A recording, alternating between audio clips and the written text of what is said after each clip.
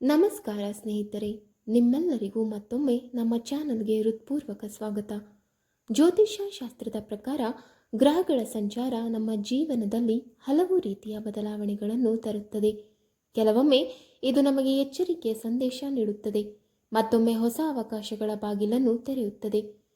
19ರಿಂದ 25 March 2026ರವರೆಗೆ ಇರುವ ಈ ವಾರ ತುಲಾ ರಾಶಿಯವರ ಜೀವನದಲ್ಲಿ ಕೆಲವು ವಿಶೇಷ ಬದಲಾವಣೆಗಳನ್ನು ತರುವ ಸಾಧ್ಯತೆ ಇದೆ. ಈ ಸಮಯದಲ್ಲಿ ಕೆಲವು ಕ್ಷೇತ್ರಗಳಲ್ಲಿ ಸ್ವಲ್ಪ ಸವಾಲುಗಳು ಎದುರಾಗಬಹುದು, ಆದರೆ ಅದೇ ಸಮಯದಲ್ಲಿ ಕೆಲವು ಅದ್ಭುತ ಅವಕಾಶಗಳು ಕೂಡ ಎದುರಾಗುವ ಸಾಧ್ಯತೆ ಇದೆ. ವಿಶೇಷವಾಗಿ ಮಾರ್ಚ್ 22ರ ನಂತರ ನಿಮ್ಮ ಜೀವನದಲ್ಲಿ ಹೊಸ ಚೈತನ್ಯ ಮೂಡುವ ಸೂಚನೆಗಳು ಕಾಣಬಹುದು. ಈ ವಾರ ತುಲಾ ರಾಶಿಯವರಿಗೆ ಮಿಶ್ರ ಫಲಗಳನ್ನು ನೀಡುವ ಸಾಧ್ಯತೆ ಇದೆ. ವಾರದ ಆರಂಭದಲ್ಲಿ ಕೆಲವು ಕೆಲಸಗಳು ನಿರೀಕ್ಷಿಸಿದಷ್ಟು ವೇಗವಾಗಿ ನಡೆಯದಿರುವುದು ಅನುಭವವಾಗಬಹುದು. ನೀವು ಮಾಡಿದ ಶ್ರಮಕ್ಕೆ ತಕ್ಷಣ ಫಲ ಸಿಗದಿರುವ ಕಾರಣ ಸ್ವಲ್ಪ ನಿರಾಶೆ ಕಾಣಿಸಬಹುದು. ಆದರೆ ಈ ಸಮಯದಲ್ಲಿ ಧೈರ್ಯ ಮತ್ತು ಸಹನಶೀಲತೆ ಅತ್ಯಂತ ಮುಖ್ಯ. ಮನೆ ಮತ್ತು ಕೆಲಸ ಎರಡರಲ್ಲಿಯೂ ಕೆಲವು ಹೆಚ್ಚುವರಿ ಜವಾಬ್ದಾರಿಗಳು ಎದುರಾಗಬಹುದು. ನೀವು ಅವುಗಳನ್ನು ಸಮತೋಲನದಿಂದ ನಿರ್ವಹಿಸಿದರೆ ಮುಂದೆ ಉತ್ತಮ ಫಲಗಳನ್ನು ಕಾಣಬಹುದು. ತುಲಾ ರಾಶಿಯವರಿಗೆ ಈ ವಾರದ ಮೊದಲನೇ ಭವಿಷ್ಯವಾಣಿ ಬಂದು ಗ್ರಹಗಳ ಸಂಚಾರದ ಪ್ರಭಾವ. ಈ ವಾರ ಗ್ರಹಗಳ ಚಲನೆ ತುಲಾ ರಾಶಿಯವರ ಜೀವನದಲ್ಲಿ ಕೆಲವು ಸೂಕ್ಷ್ಮ ಆದರೆ ಮಹತ್ವದ ಬದಲಾವಣೆಗಳನ್ನು ತರಬಹುದು ಎಂದು ಜ್ಯೋತಿಷ್ಯ ಸೂಚಿಸುತ್ತಿದೆ. 19 ಮತ್ತು 20 ಮಾರ್ಚ್ರಂದು ಚಂದ್ರನು ಕುಂಭ ರಾಶಿಯಲ್ಲಿ ಇರುವುದರಿಂದ ನಿಮ್ಮ ಸಾಮಾಜಿಕ ಸಂಪರ್ಕಗಳು ಮತ್ತು ಸಂಬಂಧಗಳ ಮೇಲೆ ಹೆಚ್ಚು ಗಮನ ಹೋಗಬಹುದು. ಸ್ನೇಹಿತರೊಂದಿಗೆ ಮಾತುಕತೆ ಹೆಚ್ಚಾಗಬಹುದು ಮತ್ತು ಕೆಲವು ಹಳೆಯ ಸಂಪರ್ಕಗಳು ಮತ್ತೆ ಸಕ್ರಿಯವಾಗುವ ಸಾಧ್ಯತೆ ಕೂಡ ಇದೆ. ಈ ಸಮಯದಲ್ಲಿ ಸಹಕಾರ ಮತ್ತು ಸಂವಹನ ನಿಮ್ಮ ಕೆಲಸಗಳನ್ನು ಸುಲಭವಾಗಿ ಮುನ್ನಡೆಸಲು ಸಹಾಯ ಮಾಡಬಹುದು. 21 ಮತ್ತು 22 ಮಾರ್ಚರಂದು ಚಂದ್ರನು ಮೀನ ರಾಶಿಗೆ ಪ್ರವೇಶಿಸುವುದರಿಂದ ಮನಸ್ಸು ಸ್ವಲ್ಪ ಸಂವೇದನಶೀಲವಾಗಬಹುದು. ಕೆಲವು ಹಳೆಯ ನೆನಪುಗಳು ಅಥವಾ ಭಾವನೆಗಳು ಮನಸ್ಸಿನಲ್ಲಿ ಮೂಡುವ ಸಾಧ್ಯತೆ ಇದೆ. ಈ ಸಮಯದಲ್ಲಿ ಯಾವುದೇ ಪ್ರಮುಖ ನಿರ್ಧಾರಗಳನ್ನು ತುರ್ತು ತೆಗೆದುಕೊಳ್ಳುವುದನ್ನು ತಪ್ಪಿಸಿ ಸ್ವಲ್ಪ ಸಮಯ ತೆಗೆದುಕೊಂಡು ಶಾಂತವಾಗಿ ಯೋಚಿಸುವುದು ಉತ್ತಮ. ಧ್ಯಾನ ಅಥವಾ ಪ್ರಾಣಾಯಾಮ ಮಾಡುವುದರಿಂದ ಮನಸ್ಸಿಗೆ ಸಮತೋಲನ ಸಿಗಬಹುದು. ಮಾರ್ಚ್ 23ರ ನಂತರ ಚಂದ್ರನು ಮೇಷ ರಾಶಿಗೆ ಪ್ರವೇಶಿಸುವುದರಿಂದ ನಿಮ್ಮೊಳಗೆ ಹೊಸ ಉತ್ಸಾಹ ಮತ್ತು ಆತ್ಮವಿಶ್ವಾಸ ಹೆಚ್ಚಾಗುವ ಸಾಧ್ಯತೆ ಇದೆ.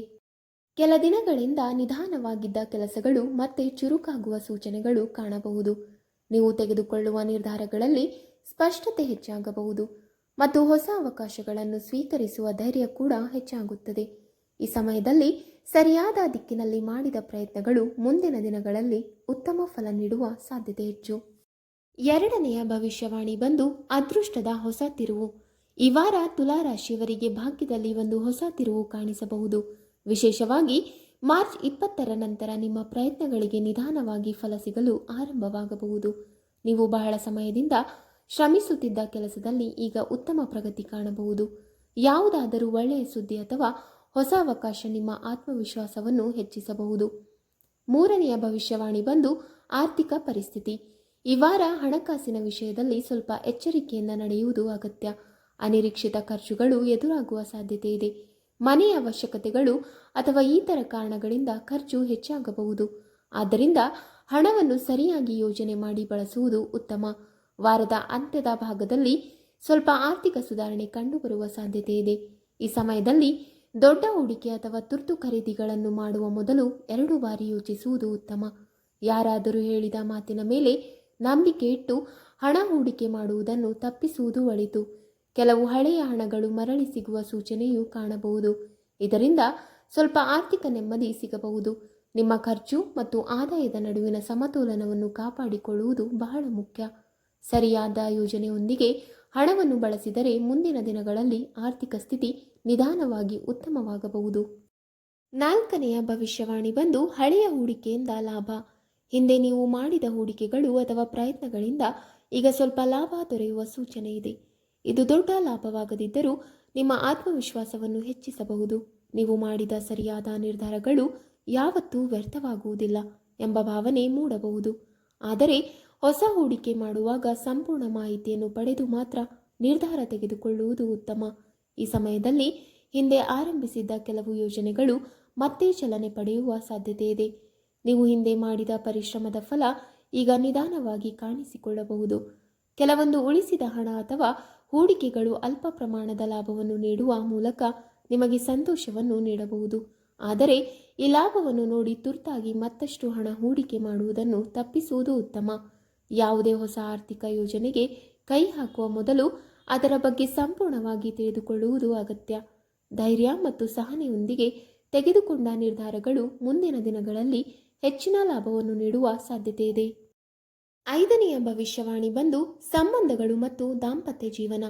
ಈ ವಾರ ಸಂಬಂಧಗಳಲ್ಲಿ ಕೆಲವು ಸತ್ಯಗಳು ಹೊರಬರುವ ಸಾಧ್ಯತೆ ಇದೆ. ಕೆಲವೊಮ್ಮೆ ಸಣ್ಣ ತಪ್ಪು ಅರ್ಥಗಳೇ ದೊಡ್ಡ ಸಮಸ್ಯೆಗಳನ್ನು ಉಂಟು ಮಾಡಬಹುದು. ಆದ್ದರಿಂದ ನಿಮ್ಮ ಸಂಗಾತಿಯೊಂದಿಗೆ ಸ್ಪಷ್ಟವಾಗಿ ಮಾತನಾಡುವುದು ಬಹಳ ಮುಖ್ಯ. 19 ಮತ್ತು ಮಾರ್ಚ್ 20ರ ಸಮಯದಲ್ಲಿ ದಾಂಪತ್ಯ ಜೀವನದಲ್ಲಿ ಉತ್ತಮ ಸಮನ್ವಯ ಕಾಣಬಹುದು. ಆದರೆ ವಾರದ ಮಧ್ಯಭಾಗದಲ್ಲಿ ಸಣ್ಣ ತಪ್ಪು ಅರ್ಥಗಳು ಎದುರಾಗುವ ಸಾಧ್ಯತೆ ಇದೆ. ಈ ಸಮಯದಲ್ಲಿ ಒಬ್ಬರ ಭಾವನೆಗಳನ್ನು ಮತ್ತೊಬ್ಬರು ಅರ್ಥ ಮಾಡಿಕೊಳ್ಳಲು ಪ್ರಯತ್ನಿಸುವುದು ಬಹಳ ಮುಖ್ಯವಾಗುತ್ತದೆ. ನೀವು ಶಾಂತವಾಗಿ ಮಾತನಾಡಿ ಸಮಸ್ಯೆಯನ್ನು ಪರಿಹರಿಸಲು ಪ್ರಯತ್ನಿಸಿದರೆ ಯಾವುದೇ ದೊಡ್ಡ ವಿವಾದಗಳು ಉಂಟಾಗುವುದನ್ನು ತಪ್ಪಿಸಬಹುದು. ವಾರದ ಕೊನೆಯ ಭಾಗದಲ್ಲಿ ಮತ್ತೆ ಸಂಬಂಧಗಳಲ್ಲಿ ಸಮತೋಲನ ಮತ್ತು ಸಂತೋಷ ಹೆಚ್ಚಾಗುವ ಸಾಧ್ಯತೆ ಇದೆ. ಜೊತೆಯಾಗಿ ಸಮಯ ಕಳೆಯುವುದು, ಮಾತುಕತೆ ನಡೆಸುವುದು ಮತ್ತು ಪರಸ್ಪರ ಗೌರವವನ್ನು ಕಾಪಾಡಿಕೊಳ್ಳುವುದು ದಾಂಪತ್ಯ ಜೀವನವನ್ನು ಇನ್ನಷ್ಟು ಬಲಪಡಿಸಬಹುದು. ಕೆಲವೊಂದು ಹಳೆಯ ಮನಸ್ತಾಪಗಳು ಕೂಡ ಈ ಸಮಯದಲ್ಲಿ ನಿಧಾನವಾಗಿ ದೂರವಾಗುವ ಸಾಧ್ಯತೆ ಇದೆ.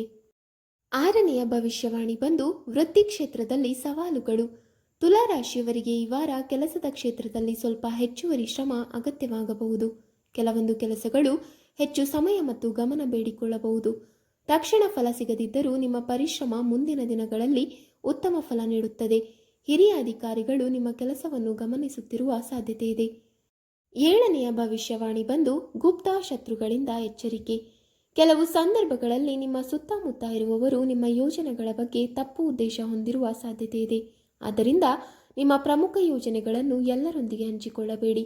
ವಿಶೇಷವಾಗಿ 21 ಮತ್ತು 22 ಮಾರ್ಚ್ ವೇಳೆಯಲ್ಲಿ ಸ್ವಲ್ಪ ಹೆಚ್ಚು ಎಚ್ಚರಿಕೆಯಿಂದ ಇರುವುದು ಉತ್ತಮ. ಕೆಲವರು ಹೊರಗೆ ಸ್ನೇಹಪೂರ್ಣವಾಗಿ ವರ್ತಿಸಿದರೂ ಒಳಗೆ ನಿಮ್ಮ ಪ್ರಗತಿಯನ್ನು ಇಷ್ಟಪಡದವರಾಗಿರಬಹುದು.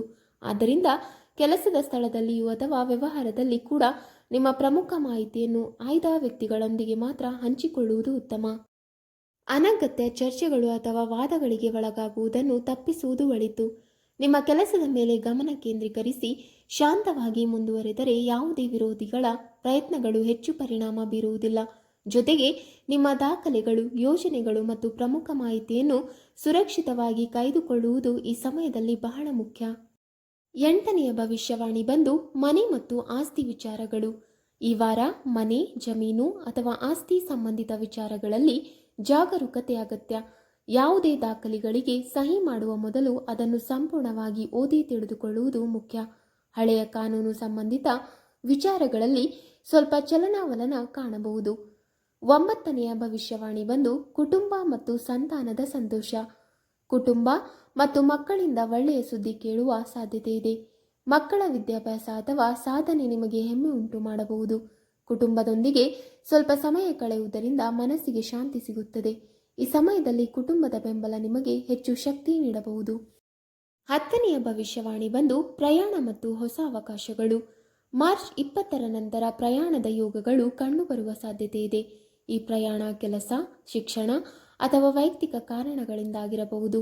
ಈ ಪ್ರಯಾಣವು ಹೊಸ ಪರಿಚಯಗಳು ಮತ್ತು ಅವಕಾಶಗಳನ್ನು ತಂದುಕೊಡಬಹುದು. ಕೆಲವೊಮ್ಮೆ ಹೊಸ ಸ್ಥಳಗಳು ನಮ್ಮ ಚಿಂತನೆಯ ದಿಕ್ಕನ್ನೇ ಬದಲಾಯಿಸಬಹುದು. ಸ್ನೇಹಿತರೆ, ಈ ಸಮಯದಲ್ಲಿ ನೀವು ಭೇಟಿ ಮಾಡುವ ಕೆಲವು ಹೊಸ ವ್ಯಕ್ತಿಗಳು ಭವಿಷ್ಯದಲ್ಲಿ ನಿಮಗೆ ಸಹಾಯಕರವಾಗಬಹುದು. ಕೆಲಸ ಅಥವಾ ವ್ಯವಹಾರಕ್ಕೆ ಸಂಬಂಧಿಸಿದಂತೆ ಹೊಸ ಸಂಪರ್ಕಗಳು ನಿರ್ಮಾಣವಾಗುವ ಸಾಧ್ಯತೆ ಕೂಡ ಇದೆ. ಈ ಪ್ರಯಾಣವು ಕೇವಲ ಸ್ಥಳ ಬದಲಾವಣೆಯಷ್ಟೇ ಅಲ್ಲ, ನಿಮ್ಮ ಆಲೋಚನೆಗಳಿಗೆ ಹೊಸ ದೃಷ್ಟಿಕೋನ ನೀಡುವ ಅವಕಾಶವಾಗಬಹುದು. ಕೆಲವರಿಗೆ ಈ ಸಮಯದಲ್ಲಿ ಹೊಸ ಯೋಜನೆಗಳನ್ನು ಆರಂಭಿಸುವ ಪ್ರೇರಣೆ ಕೂಡ ಸಿಗಬಹುದು. ಆದ್ದರಿಂದ ಈ ಪ್ರಯಾಣವನ್ನು ಸಕಾರಾತ್ಮಕವಾಗಿ ಸ್ವೀಕರಿಸಿ ಅದರಿಂದ ಬರುವ ಅವಕಾಶಗಳನ್ನು ಬಳಸಿಕೊಳ್ಳಲು ಪ್ರಯತ್ನಿಸುವುದು ಉತ್ತಮ. 11ನೆಯ ಭವಿಷ್ಯವಾಣಿ ಬಂದು ಮಾನ, ಸಮ್ಮಾನ ಮತ್ತು ಪ್ರತಿಷ್ಠೆ. ವಾರದ ಕೊನೆಯ ಭಾಗದಲ್ಲಿ ಸಮಾಜದಲ್ಲಿ ನಿಮ್ಮ ಗೌರವ ಮತ್ತು ಪ್ರತಿಷ್ಠೆ ಹೆಚ್ಚಾಗುವ ಸಾಧ್ಯತೆ ಇದೆ. ನೀವು ಮಾಡಿದ ಕೆಲಸಗಳಿಗೆ ಗುರುತಿನ ಚಿಹ್ನೆ ಸಿಗಬಹುದು. ಸಹೋದ್ಯೋಗಿಗಳು ಮತ್ತು ಹಿರಿಯರು ನಿಮ್ಮ ಪ್ರಯತ್ನಗಳನ್ನು ಮೆಚ್ಚುವ ಸಾಧ್ಯತೆ ಇದೆ. 12ನೇ ಭವಿಷ್ಯವಾಣಿ ಬಂದು ಆರೋಗ್ಯ ಮತ್ತು ಮಾನಸಿಕ ಸ್ಥಿತಿ. ಈ ವಾರ ಆರೋಗ್ಯದ ಕಡೆ ಸ್ವಲ್ಪ ಗಮನ ಹರಿಸುವುದು ಅಗತ್ಯ. ಕೆಲಸದ ಒತ್ತಡದಿಂದ ದೇಹ ಮತ್ತು ಮನಸ್ಸು ಎರಡೂ ದಣಿದಂತೆ ಅನುಭವವಾಗಬಹುದು. ಸಮಯಕ್ಕೆ ಸರಿಯಾಗಿ ಊಟ ಮಾಡುವುದು, ಸಾಕಷ್ಟು ನಿದ್ರೆ ಪಡೆಯುವುದು ಮತ್ತು ಯೋಗ ಅಥವಾ ಪ್ರಾಣಾಯಾಮ ಮಾಡುವುದು ಉತ್ತಮ. ಇತ್ತೀಚೆಗೆ ನೀವು ಹೆಚ್ಚು ವ್ಯಸ್ತವಾಗಿರುವುದರಿಂದ ದೇಹಕ್ಕೆ ಅಗತ್ಯವಾದ ವಿಶ್ರಾಂತಿ ಸಿಗದೇ ಇರಬಹುದು. ಆದ್ದರಿಂದ ದಿನಚರಿಯಲ್ಲಿ ಸ್ವಲ್ಪ ಸಮಯವನ್ನು ನಿಮ್ಮ ಆರೋಗ್ಯಕ್ಕಾಗಿ ಮೀಸಲಿಡುವುದು ಮುಖ್ಯ. ಬೆಳಿಗ್ಗೆ ಸ್ವಲ್ಪ ಸಮಯ ನಡೆದು ಬರುವುದು ಅಥವಾ ಲಘು ವ್ಯಾಯಾಮ ಮಾಡುವುದರಿಂದ ದೇಹದಲ್ಲಿ ಚೈತನ್ಯ ಹೆಚ್ಚಾಗುತ್ತದೆ. ಜೊತೆಗೆ ಧ್ಯಾನ ಅಥವಾ ಆಳವಾದ ಉಸಿರಾಟದ ಅಭ್ಯಾಸ ಮನಸ್ಸಿನ ಒತ್ತಡವನ್ನು ಕಡಿಮೆ ಮಾಡಲು ಸಹಾಯ ಮಾಡುತ್ತದೆ. ಸಕಾರಾತ್ಮಕ ಚಿಂತನೆ ಮತ್ತು ಸಮತೋಲನದ ಜೀವನ ಶೈಲಿ ಕಾಪಾಡಿಕೊಂಡರೆ ಈ ವಾರ ನೀವು ದೈಹಿಕ ಮತ್ತು ಮಾನಸಿಕವಾಗಿ ಹೆಚ್ಚು ಹಗುರವಾಗಿರುವ ಅನುಭವ ಪಡೆಯಬಹುದು. ಕೊನೆಯ ಭವಿಷ್ಯವಾಣಿ ಬಂದು ಪರಿಹಾರಗಳು. ತುಲಾ ರಾಶಿಯವರೇ, ಈ ವಾರ ಉತ್ತಮ ಫಲಗಳನ್ನು ಪಡೆಯಲು ಪ್ರತಿದಿನ ಬೆಳಿಗ್ಗೆ ಸೂರ್ಯದೇವರಿಗೆ ಅರ್ಘ್ಯ ನೀಡುವುದು ಶುಭಕರ. ಕನಿಷ್ಠ 10 ನಿಮಿಷ ಪ್ರಾಣಾಯಾಮ ಮಾಡುವುದರಿಂದ ಮನಸ್ಸಿಗೆ ಶಾಂತಿ ಸಿಗುತ್ತದೆ. ಶನಿವಾರದಂದು ಶನಿದೇವರ ಆರಾಧನೆ ಮಾಡಿ ಕಪ್ಪು ಎಳ್ಳು ದಾನ ಮಾಡುವುದು ಉತ್ತಮ ಫಲ ನೀಡಬಹುದು. ಸ್ನೇಹಿತರೆ, ಇದು ತುಲಾ ರಾಶಿಯವರಿಗಾಗಿ ನಾಳೆ 19ರಿಂದ 25 ಮಾರ್ಚ್ 2026ರವರೆಗೆ ಇರುವ ವಾರದ ಪ್ರಮುಖ ಭವಿಷ್ಯವಾಣಿಗಳು. ನಿಮ್ಮ ಜೀವನದಲ್ಲಿ ಬರುವ ಪ್ರತಿಯೊಂದು ಅವಕಾಶವನ್ನು ಜಾಣ್ಮೆಯಿಂದ ಬಳಸಿಕೊಳ್ಳಿ ಮತ್ತು ಸದಾ ಸಕಾರಾತ್ಮಕವಾಗಿ ಮುಂದುವರಿಯಿರಿ. ಜೀವನದಲ್ಲಿ ಗ್ರಹಗಳ ಸಂಚಾರ ಕೆಲವು ಸೂಚನೆಗಳನ್ನು ನೀಡಬಹುದು, ಆದರೆ ನಮ್ಮ ಪರಿಶ್ರಮ ಮತ್ತು ಸರಿಯಾದ ನಿರ್ಧಾರವೇ ಯಶಸ್ಸಿನ ದಾರಿಗೆ ಕರೆದೊಯ್ಯುತ್ತದೆ. ಆದ್ದರಿಂದ ಯಾವುದೇ ಸವಾಲು ಬಂದರೂ ಧೈರ್ಯದಿಂದ ಎದುರಿಸಿ ಮತ್ತು ಆತ್ಮವಿಶ್ವಾಸವನ್ನು ಕಾಪಾಡಿಕೊಳ್ಳಿ. ದೇವರ ಮೇಲೆ ಭಕ್ತಿ ಮತ್ತು ಮನಸ್ಸಿನ ಸಕಾರಾತ್ಮಕ ಚಿಂತನೆ ಇದ್ದರೆ ಹಲವಾರು ಸಮಸ್ಯೆಗಳು ನಿಧಾನವಾಗಿ ಪರಿಹಾರವಾಗುತ್ತವೆ. ಪ್ರತಿದಿನವನ್ನು ಹೊಸ ಅವಕಾಶವೆಂದು ಸ್ವೀಕರಿಸಿ ಮುಂದುವರೆದರೆ ನಿಮ್ಮ ಜೀವನದಲ್ಲಿ ಉತ್ತಮ ಬದಲಾವಣೆಗಳು ಕಾಣಿಸಿಕೊಳ್ಳುವ ಸಾಧ್ಯತೆ ಇದೆ. ವೀಕ್ಷಕರೇ, ನಿಮಗೆ ಈ ಮಾಹಿತಿ ಇಷ್ಟವಾದಲ್ಲಿ ವಿಡಿಯೋಗೆ ಲೈಕ್ ಮಾಡಿ, ಶೇರ್ ಮಾಡಿ ಹಾಗೂ ಕಮೆಂಟ್ ಮಾಡಿ. ಇಂತಹ ಮುಂದಿನ ವಿಡಿಯೋಸ್ಗಳಿಗಾಗಿ ನಮ್ಮ ಚಾನಲನ್ನು ಸಬ್ಸ್ಕ್ರೈಬ್ ಮಾಡಿ. ಧನ್ಯವಾದಗಳು.